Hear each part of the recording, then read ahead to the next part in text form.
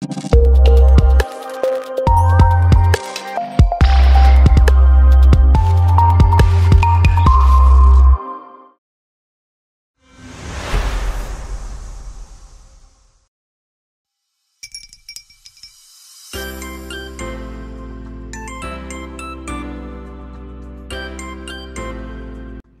ketemu lagi di kuliah daring dasar-dasar perpajakan bersama saya, Nilam Kemala. Pada kesempatan kali ini, let's say bye-bye ke Undang-Undang KUP. Mulai pertemuan ini, kita akan mulai bahas tentang Undang-Undang PPh. Untuk pembahasan pertama series Undang-Undang PPh, kita akan bahas tentang subjek dan objek pajak penghasilan dan pajak penghasilan final. Seperti judulnya aja nih, ada subpokok bahasan yang akan dibahas pada pertemuan ini. Pertama, pajak penghasilan, dan yang kedua, pajak penghasilan final. Kita bahas dulu tentang pajak penghasilan ya. Apa sih pajak penghasilan itu? Pajak penghasilan adalah pajak yang dikenakan kepada orang pribadi atau badan atas penghasilan yang diterima atau diperoleh dalam suatu tahun pajak. Masih ingat kan pembahasan tentang pajak subjektif dan pajak objektif di awal semester? Nah, masih pada ingat nggak pajak penghasilan itu tergolong ke pajak subjektif atau pajak objektif ya? Seperti pengertian di atas, subjek pajak dari pajak penghasilan adalah orang pribadi atau badan dan objeknya adalah penghasilan yang diterima. Tapi nggak mungkin kan sesederhana itu? Oke, kita bahas dulu subjek pajaknya pajak penghasilan. Pertama, orang pribadi dan warisan. Warisan yang gimana dulu nih? Warisan yang menjadi subjek pajak adalah warisan yang belum terbagi sebagai satu kesatuan menggantikan yang berhak. Nah, yang kedua, badan. Badan adalah sekumpulan orang dan atau modal yang merupakan kesatuan, baik yang melakukan usaha maupun yang tidak melakukan usaha, yang meliputi perseroan terbatas, perseroan komanditer, perseroan lainnya, BUMN atau BUMD, dengan nama dan dalam bentuk apapun, firma, kongsi, koperasi, dana pensiun, persekutuan, perkumpulan, yayasan, organisasi massa, organisasi sosial politik atau organisasi lainnya, lembaga dan bentuk badan lainnya, termasuk kontrak investasi kolektif dan bentuk usaha tetap. Nah, yang ketiga nih, bentuk usaha tetap atau BUT. BUT adalah bentuk usaha yang dipergunakan oleh orang pribadi yang tidak bertempat tinggal di Indonesia. Orang pribadi yang berada di Indonesia tidak lebih dari 183 hari dalam jangka waktu 12 bulan dan badan yang tidak didirikan dan tidak bertempat kedudukan di Indonesia untuk menjalankan usaha atau melakukan kegiatan di Indonesia. BUT ini bisa berupa tempat kedudukan manajemen, cabang perusahaan, kantor perwakilan, gedung kantor, pabrik, bengkel, gudang, ruang untuk promosi penjualan, pertambangan dan penggalian sumber alam, wilayah kerja pertambangan minyak dan gas bumi, perikanan, peternakan, pertanian, perkebunan atau kehutanan, proyek konstruksi, instalasi atau proyek perakitan, pemberian jasa dalam bentuk apapun oleh pegawai atau orang lain sepanjang dilakukan lebih dari 60 hari dalam jangka waktu 12 bulan, orang atau badan yang bertindak selaku agen yang kedudukannya tidak bebas, agen atau pegawai dari perusahaan asuransi yang tidak didirikan dan tidak bertempat kedudukan di Indonesia yang menerima premi asuransi atau menanggung risiko di Indonesia, dan komputer, agen elektronik, atau peralatan otomatis yang dimiliki, disewa, atau digunakan oleh penyelenggara transaksi elektronik untuk menjalankan kegiatan usaha melalui internet. Banyak banget ya syarat pengklasifikasian BUT ini. Berikutnya kita bahas subjek pajak dalam negeri. Subjek pajak dalam negeri terdiri dari, pertama, orang pribadi. Orang pribadi yang dimaksud di sini adalah orang pribadi yang bertempat tinggal di Indonesia, orang pribadi yang berada di Indonesia lebih dari 183 hari dalam jangka waktu 12 bulan, atau orang pribadi yang dalam suatu tahun pajak berada di Indonesia dan mempunyai niat untuk bertempat tinggal di Indonesia. Berdasarkan pengertian di atas, seorang WNA yang asalkan berada di Indonesia selama 183 hari dalam jangka waktu 1 tahun digolongkan sebagai subjek pajak dalam negeri. Nah, kewajiban pajak subjektif orang pribadi ini dimulai saat orang pribadi tersebut dilahirkan, berada, atau berniat untuk bertempat tinggal di Indonesia. Kewajiban ini berakhir saat orang pribadi tersebut meninggal dunia atau meninggalkan Indonesia untuk selama-lamanya. Kedua, badan. Badan yang dimaksud sebagai subjek pajak dalam negeri adalah badan yang didirikan atau bertempat kedudukan di Indonesia, kecuali unit tertentu dari badan pemerintah yang memenuhi kriteria berikut. Pertama, pembentukannya berdasarkan ketentuan peraturan perundang-undangan. Kedua, pembiayaannya bersumber dari APBN atau APBD. Ketiga, penerimaannya dimasukkan dalam anggaran pemerintah pusat atau pemerintah daerah. Dan yang keempat, pembukuannya diperiksa oleh aparat pengawasan fungsional negara. Kewajiban pajak subjektif badan dimulai saat badan tersebut didirikan atau bertempat kedudukan di Indonesia dan berakhir saat dibubarkan atau tidak lagi bertempat kedudukan di Indonesia. Subjek pajak dalam negeri terakhir adalah warisan yang belum terbagi sebagai satu kesatuan menggantikan yang berhak. Kewajiban pajak subjektif warisan yang belum terbagi dimulai saat timbulnya warisan yang belum terbagi tersebut dan berakhir saat warisan tersebut selesai dibagi. Kalau ada subjek pajak dalam negeri, tentu ada subjek pajak luar negeri. Subjek pajak luar negeri terbagi menjadi dua kategori, yaitu orang pribadi dan badan. Orang pribadi yang tidak bertempat tinggal di Indonesia, orang pribadi yang berada di Indonesia tidak lebih dari 183 hari dalam jangka waktu 12 bulan, dan badan yang tidak didirikan dan tidak bertempat kedudukan di Indonesia yang menjalankan usaha atau melakukan kegiatan melalui bentuk usaha tetap di Indonesia. Kewajiban pajak subjektifnya dimulai saat orang pribadi atau badan tersebut menjalankan usaha atau melakukan kegiatan dan berakhir saat tidak lagi menjalankan usaha atau melakukan kegiatan melalui bentuk usaha tetap. Kedua, orang pribadi yang tidak bertempat tinggal di Indonesia, orang pribadi yang berada di Indonesia tidak lebih dari 183 hari dalam jangka waktu 12 bulan, dan badan yang tidak didirikan dan tidak bertempat kedudukan di Indonesia yang dapat menerima atau memperoleh penghasilan dari Indonesia tidak dari menjalankan usaha atau melakukan kegiatan melalui bentuk usaha tetap di Indonesia. Kewajiban pajak subjektifnya dimulai saat orang pribadi atau badan tersebut menerima atau memperoleh penghasilan dari Indonesia dan berakhir saat tidak lagi menerima atau memperoleh penghasilan tersebut. Penjelasan dari kedua subjek pajak luar negeri ini agak mirip nih, cuma kalau kamu dengarkan dengan seksama, perbedaannya terletak di penerimaan penghasilan badan. Nah, berikut ini adalah subjek-subjek yang tidak termasuk dalam subjek pajak penghasilan. Pertama, kantor perwakilan negara asing. Kedua, pejabat-pejabat perwakilan diplomatik dan konsulat, atau pejabat-pejabat lain dari negara asing dan orang-orang yang diperbantukan dan bertempat tinggal bersama-sama dengan syarat bukan warga negara Indonesia dan di Indonesia tidak menerima atau memperoleh penghasilan di luar jabatan atau pekerjaannya serta negara bersangkutan memberikan perlakuan timbal balik. Ketiga, organisasi-organisasi internasional dengan syarat Indonesia menjadi anggota organisasi tersebut dan tidak menjalankan usaha atau kegiatan lain untuk memperoleh penghasilan dari Indonesia selain memberikan pinjaman kepada pemerintah yang dananya berasal dari iuran para anggota. Yang dimaksud dengan organisasi internasional adalah organisasi, badan, lembaga, asosiasi, penghimpunan, forum antar pemerintah atau non-pemerintah yang bertujuan untuk meningkatkan kerjasama internasional dan dibentuk dengan aturan tertentu atau kesepakatan bersama. Contohnya seperti PBB, UNICEF, UNESCO, dan organisasi internasional lainnya.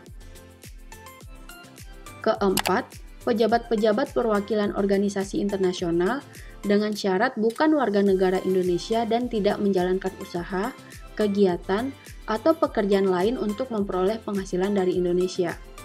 Pejabat perwakilan organisasi internasional adalah pejabat yang diangkat atau ditunjuk langsung oleh induk organisasi internasional yang bersangkutan untuk menjalankan tugas atau jabatan pada kantor perwakilan organisasi internasional tersebut di Indonesia. Berikutnya kita bahas objek pajak. Secara umum, objek pajak penghasilan tentu saja penghasilan, tapi penghasilan yang bagaimana ya? Yang menjadi objek pajak adalah penghasilan, yaitu setiap tambahan kemampuan ekonomis yang diterima atau diperoleh wajib pajak, baik yang berasal dari Indonesia maupun dari luar Indonesia, yang dapat dipakai untuk konsumsi atau untuk menambah kekayaan wajib pajak yang bersangkutan dengan nama dan dalam bentuk apapun. Yang termasuk objek pajak penghasilan antara lain: pertama, penggantian atau imbalan yang berkenaan dengan pekerjaan atau jasa yang diterima atau diperoleh termasuk gaji, upah, tunjangan, honorarium, komisi, bonus, gratifikasi, uang pensiun, atau imbalan dalam bentuk lainnya, kecuali ditentukan lain dalam Undang-Undang PPh. Kedua, hadiah dari undian atau pekerjaan atau kegiatan dan penghargaan. Ketiga, laba usaha. Keempat, keuntungan karena penjualan atau karena pengalihan harta, termasuk A. Keuntungan karena pengalihan harta kepada perseroan, persekutuan, dan badan lainnya sebagai pengganti saham atau penyertaan modal. B. Keuntungan karena pengalihan harta kepada pemegang saham, sekutu, atau anggota yang diperoleh perseroan, persekutuan, dan badan lainnya. C. Keuntungan karena likuidasi, penggabungan, peleburan, pemekaran, pemecahan, pengambil alihan usaha, atau reorganisasi dengan nama dan dalam bentuk apapun. D.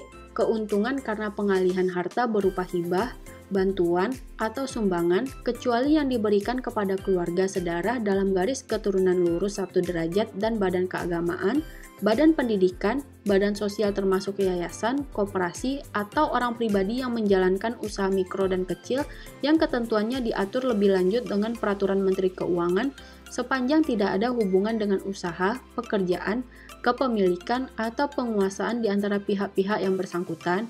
Dan yang E, keuntungan karena penjualan atau pengalihan sebagian atau seluruh hak penambangan, tanda turut serta dalam pembiayaan atau permodalan dalam perusahaan pertambangan. Objek pajak penghasilan kelima, penerimaan kembali pembayaran pajak yang telah dibebankan sebagai biaya dan pembayaran tambahan pengembalian pajak. Keenam, bunga termasuk premium, diskonto, dan imbalan karena jaminan pengembalian utang. 7. Dividen dengan nama dan dalam bentuk apapun, termasuk dividen dari perusahaan asuransi karena pemegang polis dan pembagian sisa hasil usaha koperasi. 8. Royalti atau imbalan atas penggunaan hak. 9. Sewa dan penghasilan lain sehubungan dengan penggunaan harta. 10. Penerimaan atau perolehan pembayaran berkala. 11. Keuntungan karena pembebasan utang, kecuali sampai dengan jumlah tertentu yang ditetapkan dengan peraturan pemerintah. Pembebasan utang oleh pihak yang berpiutang dianggap sebagai penghasilan bagi pihak yang semula berutang, sedangkan bagi pihak yang berpiutang dapat dibebankan sebagai biaya. 12. Keuntungan selisih kurs mata uang asing. 13. Selisih lebih karena revaluasi aset. 14. Premi asuransi termasuk premi reasuransi. 15. Iuran yang diterima atau diperoleh perkumpulan dari anggotanya yang terdiri dari wajib pajak yang menjalankan usaha atau pekerjaan bebas. 16. Tambahan kekayaan neto yang berasal dari penghasilan yang belum dikenakan pajak. 17. Penghasilan dari usaha berbasis syariah. 18. Imbalan bunga. Dan 19. Surplus Bank Indonesia. Berikutnya yang dikecualikan dari objek pajak penghasilan antara lain: pertama, bantuan atau sumbangan termasuk zakat yang diterima oleh badan amil zakat atau lembaga amil zakat yang dibentuk atau disahkan oleh pemerintah dan yang diterima oleh penerima zakat yang berhak, atau sumbangan keagamaan yang sifatnya wajib bagi pemeluk agama yang diakui di Indonesia yang diterima oleh lembaga keagamaan yang dibentuk atau disahkan oleh pemerintah dan yang diterima oleh penerima sumbangan yang berhak yang ketentuannya diatur dengan atau berdasarkan peraturan pemerintah. Dan harta hibahan yang diterima oleh keluarga sedarah dalam garis keturunan lurus satu derajat, badan keagamaan, badan pendidikan, badan sosial termasuk yayasan, koperasi, atau orang pribadi yang menjalankan usaha mikro dan kecil yang ketentuannya diatur dengan atau berdasarkan peraturan Menteri Keuangan sepanjang tidak ada hubungan dengan usaha, pekerjaan, kepemilikan, atau penguasaan di antara pihak-pihak yang bersangkutan. Kedua, warisan. Ketiga, harta termasuk setoran tunai yang diterima oleh badan sebagai pengganti saham atau sebagai pengganti penyertaan modal. Keempat, penggantian atau imbalan sehubungan dengan pekerjaan atau jasa yang diterima atau diperoleh dalam bentuk natura dan atau kenikmatan dari wajib pajak atau pemerintah, kecuali yang diberikan oleh bukan wajib pajak. Wajib pajak yang dikenakan pajak secara final atau wajib pajak yang menggunakan norma penghitungan khusus atau dim profit. Kelima, pembayaran dari perusahaan asuransi kepada orang pribadi sehubungan dengan asuransi kesehatan, asuransi kecelakaan, asuransi jiwa, asuransi dwiguna, dan asuransi beasiswa. Keenam, dividen atau bagian laba yang diterima atau diperoleh perseroan terbatas sebagai wajib pajak dalam negeri, koperasi, BUMN atau BUMD, dari penyertaan modal pada badan usaha yang didirikan dan bertempat kedudukan di Indonesia dengan syarat A. Dividen berasal dari cadangan laba yang ditahan, dan B. Bagi perseroan terbatas, badan usaha milik negara dan badan usaha milik daerah yang menerima dividen, kepemilikan saham pada badan yang memberikan dividen paling rendah 25% dari jumlah modal yang disetor. 7. Iuran yang diterima atau diperoleh dana pensiun yang pendiriannya telah disahkan Menteri Keuangan, baik yang dibayar oleh pemberi kerja maupun pegawai. 8. Penghasilan dari modal yang ditanamkan oleh dana pensiun dalam bidang-bidang tertentu yang ditetapkan dengan keputusan Menteri Keuangan. 9. Bagian laba yang diterima atau diperoleh anggota dari perseroan komanditer yang modalnya tidak terbagi atas saham-saham, persekutuan, perkumpulan, firma, dan kongsi, termasuk pemegang unit penyertaan kontrak investasi kolektif. 10. Penghasilan yang diterima atau diperoleh perusahaan modal ventura berupa bagian laba dari badan pasangan usaha yang didirikan dan menjalankan usaha atau kegiatan di Indonesia dengan syarat badan pasangan usaha tersebut merupakan perusahaan mikro kecil menengah atau yang menjalankan kegiatan dalam sektor-sektor usaha yang diatur dengan atau berdasarkan peraturan Menteri Keuangan dan sahamnya tidak diperdagangkan di Bursa Efek di Indonesia. 11. Beasiswa yang memenuhi persyaratan tertentu yang ketentuannya diatur lebih lanjut dengan atau berdasarkan peraturan Menteri Keuangan. 12. Sisa lebih yang diterima atau diperoleh badan atau lembaga nirlaba yang bergerak dalam bidang pendidikan dan atau bidang penelitian dan pengembangan yang telah terdaftar pada instansi yang membidanginya, yang ditanamkan kembali dalam bentuk sarana dan prasarana kegiatan pendidikan dan atau penelitian dan pengembangan dalam jangka waktu paling lama 4 tahun sejak diperolehnya sisa lebih tersebut yang ketentuannya diatur lebih lanjut dengan atau berdasarkan peraturan Menteri Keuangan. 13. Bantuan atau santunan yang dibayarkan oleh badan penyelenggara jaminan sosial kepada wajib pajak tertentu yang ketentuannya diatur lebih lanjut dengan atau berdasarkan peraturan Menteri Keuangan.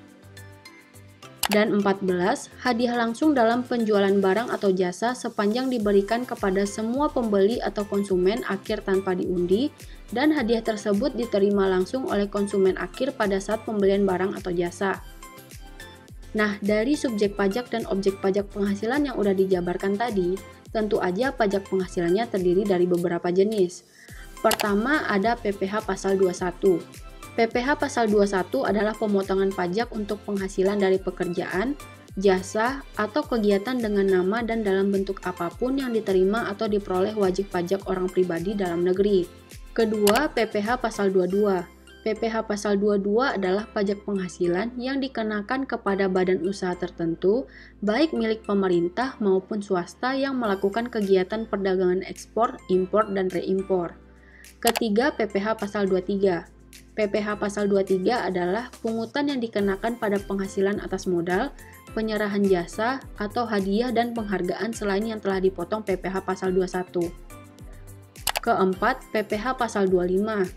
PPh pasal 25 pembayarannya berupa angsuran pajak yang berasal dari jumlah pajak penghasilan terutang menurut SPT tahunan PPh, dikurangi PPh yang dipotong atau dipungut serta PPh yang dibayar atau terutang di luar negeri yang boleh dikreditkan. Kelima, PPh pasal 26. Jenis pajak penghasilan ini dikenakan atas penghasilan yang bersumber dari Indonesia yang diterima atau diperoleh wajib pajak luar negeri selain bentuk usaha tetap di Indonesia. Keenam, PPh pasal 29. PPh pasal 29 adalah pajak yang harus dibayar oleh wajib pajak baik WP orang pribadi dan atau WP badan sebagai akibat PPh terutang dalam SPT tahunan PPh lebih besar daripada kredit pajak yang telah dipotong atau dipungut pihak lain dan yang sudah disetor sendiri.